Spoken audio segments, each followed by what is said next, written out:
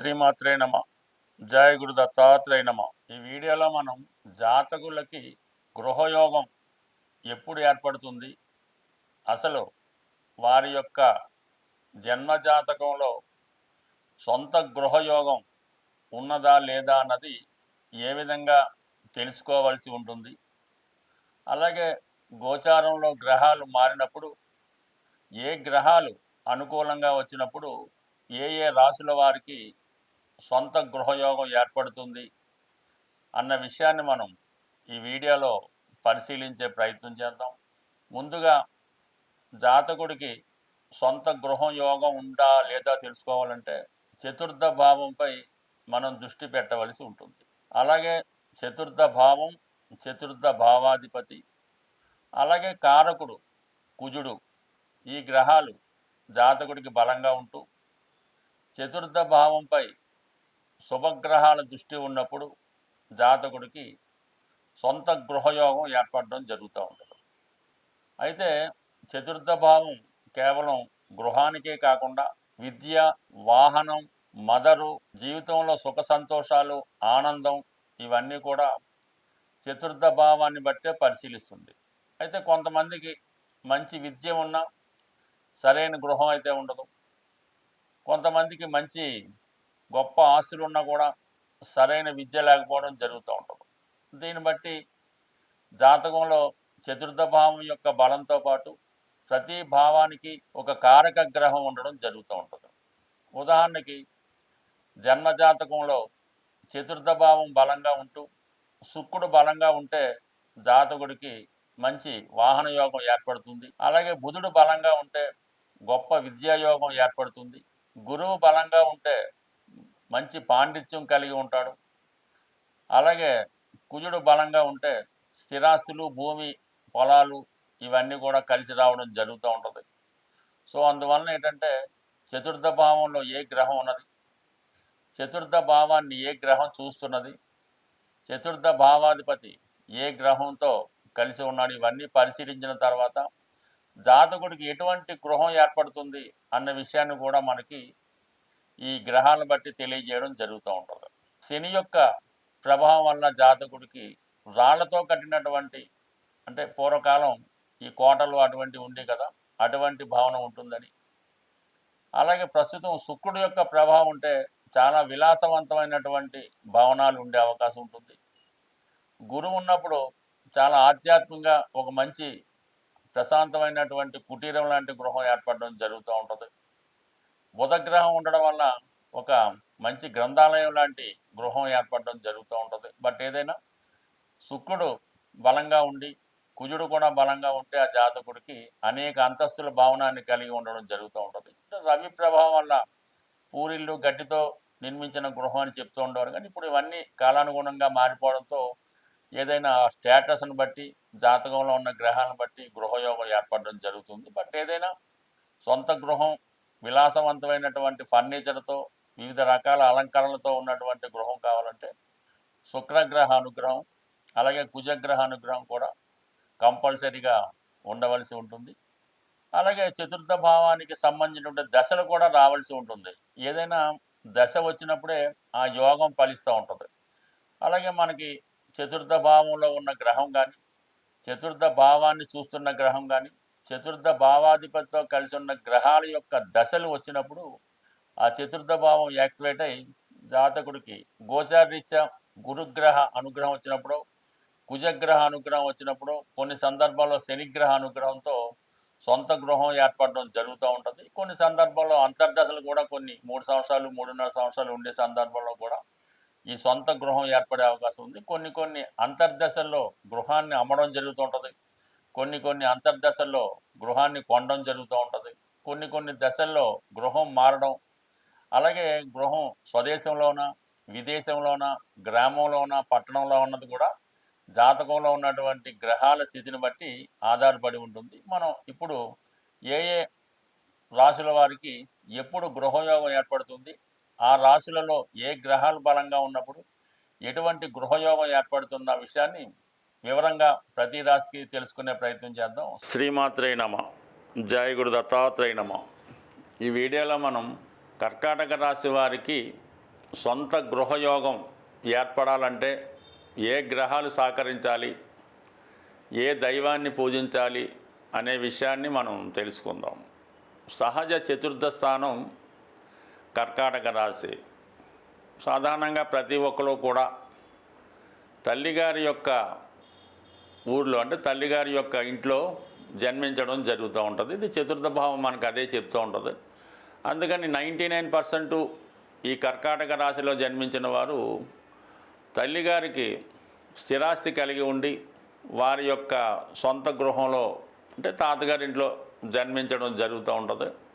స్వభావ సిద్ధంగా వీళ్ళకి పుట్టినప్పటికే వాళ్ళ పేరెంట్స్కి సొంత గృహం కొంత ఆస్తి కూడా కలిగి ఉండడం జరిగి ఉంటుంది. ఒకవేళ లేని పక్షంలో వీళ్ళు పుట్టిన తర్వాత వీరి యొక్క తల్లిదండ్రులు సొంత గృహాన్ని, ఒక అందమైనటువంటి చూడముచ్చడైనటువంటి గృహాన్ని నిర్మించుకోవడం జరుగుతూ ఉంటుంది. ఎందుకంటే కర్కాటక రాశి వారికి చతుర్థ భావం తులారాశి.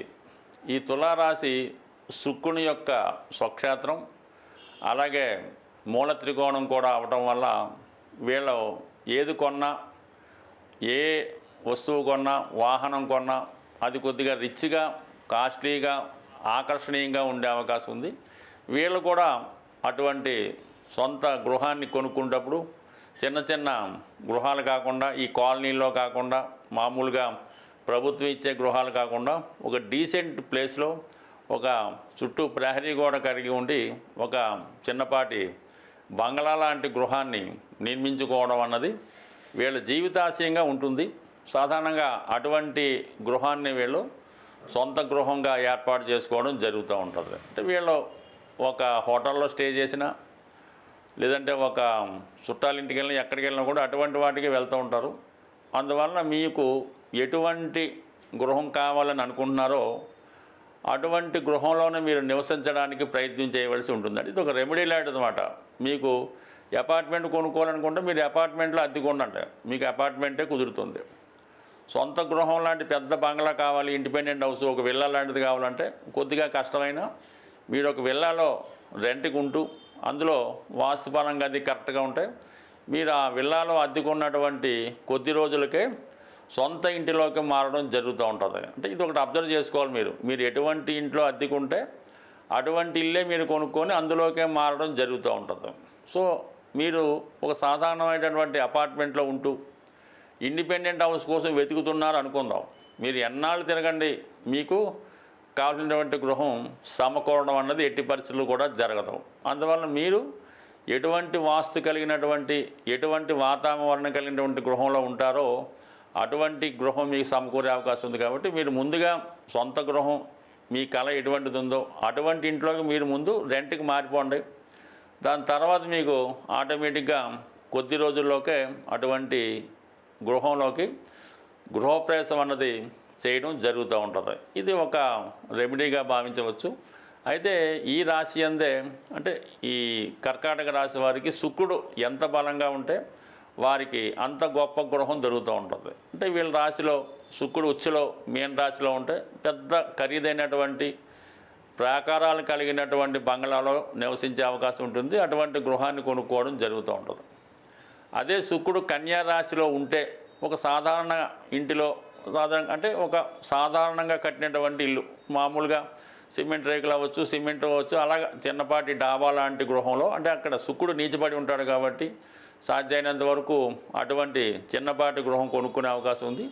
అయితే కొద్ది కాలానికి గృహాన్ని విక్రయించి మళ్ళీ పెద్ద దాంట్లోకి మారే అవకాశం ఉంది. ఎప్పుడు మీరు శుక్రగ్రహ అనుగ్రహం, శుక్రుడికి పరిహారం చేసుకుంటే లక్ష్మీదేవి అనుగ్రహంతో పెద్ద గృహంలోకి మారే అవకాశం ఉంటుంది. అయితే మరి ఈ కర్కాటక రాశి వారికి ఈ విధంగా తల్లి తరపు నుంచి కూడా ఆస్తి కలిసే అవకాశం ఉంది. వీళ్ళకి గృహయోగం తొందరగా కలగాలంటే లక్ష్మీ అమ్మవారిని పూజించుకోవడం, ప్రతి శుక్రవారం ధనం ఖర్చు పెట్టుకోకుండా ఎంతో కొంత ధనం గృహం నిమిత్తం మీరు ఒక బ్యాంకులో కట్టడం కానీ, ఒక బాక్స్లో వేయడం కానీ చేసుకుంటే కొద్ది కాలానికే మీరు సొంత గృహయోగం ఏర్పడే అవకాశం ఉంటుంది. స్వస్తి. సొంత గృహం ఏర్పడాలంటే మరి పరిహారం అన్నది, ప్రతిదానికి కూడా పరిహారం అన్నది మన శాస్త్రాల్లో చెప్పడం జరుగుతుంది. అయితే మన జన్మ జాతకరీత్యా చతుర్థ భావానికి సంబంధించినటువంటి పరిహారం అన్నది జనరల్గా దశ అంతర్దశలో అది పక్కన పెడితే కామన్గా అందరికీ ఉపయోగపడే పరిహారం ఇది కుజుడు సంబంధించింది కాబట్టి, భూమి కుజుడు కాబట్టి సుబ్రహ్మణ్య స్వామి అంటే కుజుని యొక్క అధిదేవతగా సుబ్రహ్మణ్య స్వామి క్షేత్రాలు ప్రతి రాష్ట్రంలో ప్రతి జిల్లాలో కూడా సుబ్రహ్మణ్య క్షేత్రాలు ఉండడం జరుగుతుంది. సో అందువలన మంగళవారం కూడా కుజుడికి సంబంధించిన రోజు. అంటే ఏదన్నా మన భూములు సంబంధించిన వ్యవహారాలు సెటిల్ అవ్వాలన్నా, రుణాలు తీరాలన్నా దొరకాలన్నా, అన్నదమ్ములతో విభేదాలు, భార్యాభర్తలతో చికాకులు, ఇవన్నీ కూడా మంగళవారం రోజు ప్రారంభించడం వల్ల కుజుని యొక్క అనుగ్రహం కూడా తోడవుతుంది. సుబ్రహ్మణ్య స్వామి యొక్క సంకల్పం, మన యొక్క సంకల్పం కూడా తొందరగా నెరవేరాలంటే మంగళవారం రోజు మీరు ఒక 6 మంగళవారాలు ఎన్నుకొని మీ ప్రాంతంలో సమీప ప్రాంతంలో ఉన్నటువంటి సుబ్రహ్మణ్య స్వామి క్షేత్రాలు 6 సెలెక్ట్ చేసుకోవడం, ప్రతి మంగళవారం ఒక క్షేత్రాన్ని దర్శించడం, అక్కడ ఉన్నటువంటి సుబ్రహ్మణ్య స్వామి ఉంటారు, అలాగే జంట నాగులు ఇవన్నీ కూడా ఉంటాయి.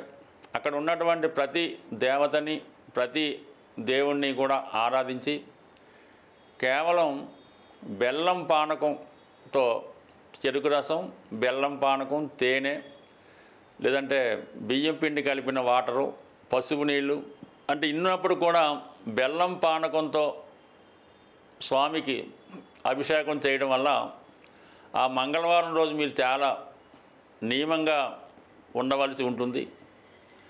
అలాగే వీలైతే ఆ రోజు గోవుకి ప్రదక్షిణ చేస్తూ గోవుకి కూడా కొంత బెల్లాన్ని తినిపించవలసి ఉంటుంది.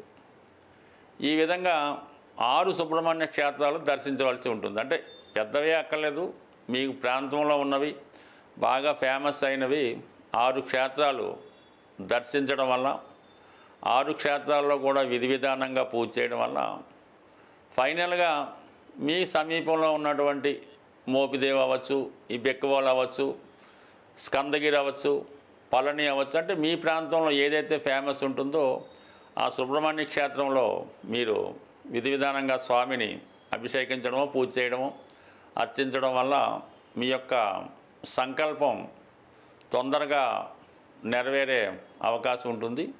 సో ఇవన్నీ వీలు కాని వాళ్ళు మరి ఒక 41 రోజులు మీ యొక్క క్షేమతారలో ప్రారంభించి ప్రతి ఒక్కరోజు నిర్దిష్టమైన సమయంలో హనుమాన్ చాలీసా పారాయణ చేయడం వల్ల కంపల్సరీగా మీకు ఈ 41వ రోజులో నాటికే ఏదో ఒక శుభవార్త మీరు సొంత గృహ సంబంధించిన విషయంలో నెరవేరే అవకాశం ఉంది. అంటే ఏదైనా మనం పని ప్రారంభించేటప్పుడు తారాబలం కూడా ఇంపార్టెంట్గా చూసుకోవాల్సి ఉంటుంది. అది సాధన తార కొన్నింటికి, క్షేమతార కొన్నింటికి, ఈ విధంగా తారాబలాన్ని ఎన్నుకొని మనం ఈ యొక్క ప్రక్రియ ప్రారంభించినప్పుడు కంపల్సరీగా మీ యొక్క సొంత గృహం నెరవేరుతుంది. బట్ ఏదేమైనా సొంత గృహం నెరవేరాలంటే ముందు మీరు నివసిస్తున్నటువంటి గృహం వాస్తుపరంగా ఎటువంటి దోషం లేకుండా ఉండాలి.